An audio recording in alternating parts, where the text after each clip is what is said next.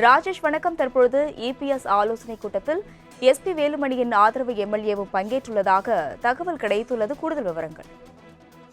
தொடர்ச்சியாக இந்த 2026 சட்டமன்ற தேர்தல் தோல்விக்கான காரணங்கள் குறித்து பல்வேறு மாவட்ட நிர்வாகிகளோடு எடப்பாடி பழனிசாமி அவர்கள் தொடர்ந்து ஆலோசனை மேற்கொண்டு வருகிறார். குறிப்பாக அந்தந்த மாவட்டங்களில் என்னென்ன பிரச்சனைகள், ஏன் நாம் தோல்வியை தழுவினோம் என்பதெல்லாம் குறித்து நிர்வாகிகளுடைய கருத்து கேட்பு அதற்கான பதிலரையும் அவர் அளித்து வரக்கூடிய சூழ்நிலையில் ஏற்கனவே இந்த 2026 சட்டமன்ற தேர்தலில் தமிழக வெற்றி கழகத்திற்கு சட்டப்பேரவையில் ஆதரவு அளித்த மரகதம் வெற்றிவேல் அவர்கள் ஏற்கனவே ஒரு மன்னிப்பு கடிதம், அதாவது பாப்பிரெட்டி சட்டமன்ற உறுப்பினராக இருக்கக்கூடிய மரகதம் வெற்றிவேல் அவர்கள் மன்னிப்பு கடிதம் கொடுத்திருந்தார். மன்னிப்பு கடிதம் கொடுத்து தன்னை கட்சியில் இணைத்துக் கொள்ளுமாறு அவர் தெரிவித்திருந்தார்.